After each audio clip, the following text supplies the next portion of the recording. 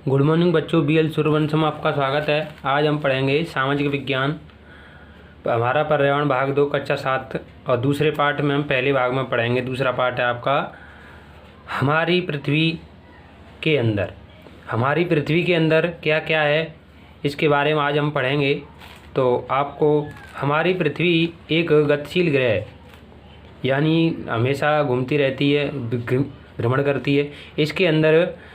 इसके अंदर एवं बाहर निरंतर परिवर्तन होता रहता है। क्या आपने कभी सोचा है कि पृथ्वी के आंतरिक भाग में क्या है, किन पदार्थों से बनी है? या आपने कभी भी सोचा होगा कि पृथ्वी हमारी जो बनी है इसके आंतरिक भाग में क्या है, या पृथ्वी किससे बनी है, या पृथ्वी का आंतरिक भाग किससे बना है?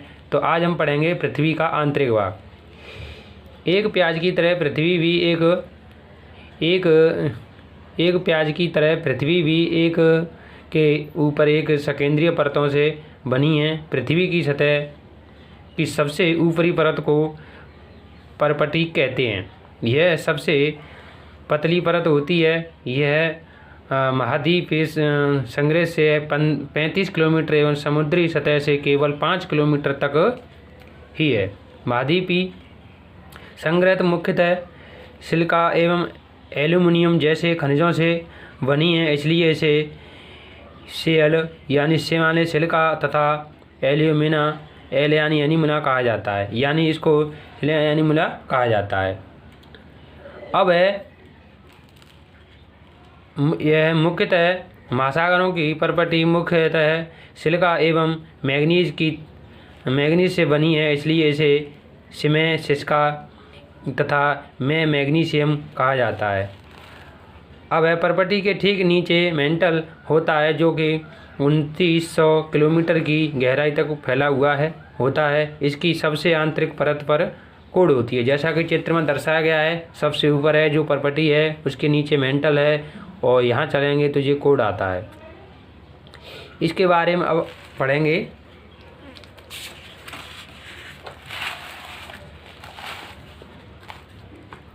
जिसकी त्रिज्या लगभग 3500 किलोमीटर है, यानी जो कोड है उसकी त्रिज्या लगभग 3500 किलोमीटर है। यह मुख्यतः निकल एवं लोहे की से बनी होती है तथा इसे निफे कहते हैं। केंद्रीय कोड का तापमान एवं दाब काफ़ी उच्च होता है। जो केंद्रीय कोड होता है उसका तापमान काफ़ी उच्च होता है। अब है सेल एवं खनिज, यानी पृथ्वी के अंदर हैं जो सेल पाए जाते हैं, जो खनिज पाए जाते हैं, वो कैसे पाए जाते हैं, किस रूप में पाए जाते हैं, इसको हम पढ़ेंगे।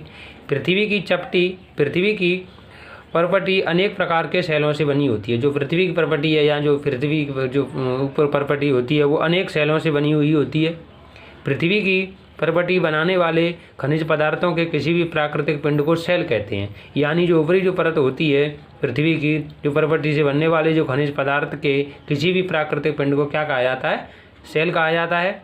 सेल विभिन्न रंग एवं आकार के एवं गठन के भी हो सकती है, यानी ऐसा कुछ नहीं है कि सेल का कोई रंग हो। ये विभिन्न आकार के हो सकते हैं और विभिन्न रंगों को भी हो सकती हैं। मुख्य रूप से सेल 3 प्रकार के होती हैं, यानी जो सेल है उनका विभाजन 3 भागों में विभाजित किया गया है, बांटा गया है मुख्य रूप से। नंबर 1 आग्नेय को इग्नियस सेल भी कहा जाता है। नंबर 2 अवसादी को सेडिमेंट्री सेल भी कहा जाता है। नंबर 3 है कायनेंत्र, इसको मेटामॉर्फिक भी सेल भी कहा जाता है। द्रवित मेगा ठंडा होकर ठोस हो जाता है, इस प्रकार बने सेल को आग्नेय सेल भी कहते हैं। या द्रवित जो ठंडा हो जाता है, ठंडा होकर के वो ठोस हो जाता है, तो उसे आग्नेय सेल भी कहते हैं। इन्हें प्राथमिक सेल भी कहा जाता है। आग्नेय सेल को प्राथमिक सेल भी कहा जाता है। आग्नेय सेल भी 2 प्रकार की होती हैं, यानी आग्नेय सेलों को 2 भागों में विभाजित किया गया है। नंबर 1 है अंतर्वेदी सेल, नंबर 2 है बाहरवेदी सेल। क्या आप ज्वालामुखी से निकलने वाले लावा की कल्पना कर सकते हैं? वास्तव में आग की तरह लाल द्रवित मैग्ना की लावा है, जो पृथ्वी के आंतरिक भाग से निकलकर सतह पर आता है। जब द्रवित लावा पृथ्वी की सतह पर आता है तो यह तेजी से ठंडा होकर ठोस बन जाता है। प्रकृति के इस प्रकार के से बने सेल को बाहरवेदी आग्नेय सेल भी कहा जाता है। जैसे पृथ्वी के अंदर से जो लावा निकलता है पृथ्वी के बाहर आकर के, और ये ठंडा हो जाता है, ठंडा होकर के जो ठोस हो जाता है, तो इसे बाहरवेदी आग्नेय सेल कहा जाता है। इसकी संरचना बहुत महीन दानों वाली होती है। उदाहरण के लिए बेसाल्ट जो उदाहरण है वो है वायरवेदी आग्नेय शैलों का उदाहरण है बेसाल्ट।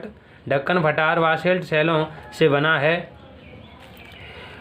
द्रवित मैग्ना कभी कभी भूपर्वती के अंदर गहराई में भी ठंडा हो जाता है। इस प्रकार बने ठोस शैलों की अंतर्वेदी आग्नेय शैल कहते हैं। धीरे धीरे ठंडा होने के कारण यह दोनों का रूप ले लेती है और ग्रेनाइट जैसे ही शैलों का एक उदाहरण है। एक है जैसे ही पृथ्वी से जो लावा निकलता है वो पृथ्वी के अंदर ही गहराई के अंदर ही ठंडा पड़ जाता है और इस प्रकार जो ठोस बन जाता है तो उसे अंतर्वेदी आग्नेय शैल कहा जाता है। इसके उदाहरण हैं लेई मसालों तथा दोनों का चूर्ण बनाने के लिए जिस अपरण पत्थरों का उपयोग होता है वे ग्रेनाइट से बने होते हैं। अब है शैल लुढ़ककर चटक कर तथा एक दूसरे से टकरा कर छोटे छोटे टुकड़ों हो जाते हैं। शैलों को लुढ़क करके चटक करके एक दूसरे टकरा करके छोटे छोटे टुकड़ों में टूट जाती हैं। इन्हें छोटे कणों को अवसादी कहते हैं। नंबर दूसरा हुआ और ये अवसाद हवा जल आदि के द्वारा एक स्थान से दूसरे स्थान पर पहुंचकर जमा कर दिए जाते हैं। ये अदृढ़ अवसाद दबकर एवं कठोर होकर शैलों की परत बनाते हैं। इस प्रकार की शैलों को अवसादी शैल कहा जाता है। यानी शैल लुढ़क करके चटक करके टूट करके छोटे छोटे टुकड़ों में टूट जाती हैं या टुकड़ों में छूट जाते हैं तो इसे अवसाद कहते हैं और ये जमा हो जाते हैं तो इन्हें अब अदृढ़ अवसादी शैल कहा जाता है। उदाहरण के लिए इसमें बलुआ पत्थर रेत के दाने से बनता है।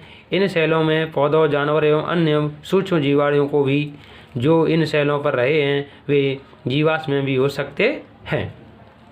नंबर तीसरा है तुम्हारा आग्नेय एवं अवसादी शैलें उच्च ताप एवं दाब के कारण कायनंत्र शैलों में परिवर्तित हो जाती हैं। जैसे इसमें उदाहरण के लिए चिकनी मिट्टी स्लेट में एवं चूना पत्थर संगमरमर आदि में परिवर्तित हो जाते हैं। आज हमने आपको बताया शैलों को 3 भागों में व्यक्त किया गया है। नंबर 1 है तुम्हारा आग्नेय, नंबर 2 है अवसादी, नंबर 3 है तुम्हारा कायनंत्र। अब नंबर 1 आपको मैंने बताया कि आग्नेय शैल 2 प्रकार की होती है, अंतर्वेदी और बाहरवेदी। और नंबर दूसरा जो अंतर्वेदी बाहरवेदी है उसकी भी परिभाषा मैंने बताई कि जैसा कि जो ज़मीन के अंदर से जो लावा निकलता है और बाहर पृथ्वी के बाहर जो आकर के वो ठंडा पड़ जाता है तो वे बाहरवेदी आग्नेय शैल बन जाती है और जो आंतरिक भाग में ही ठंडा होकर के जम जाता है या ठोस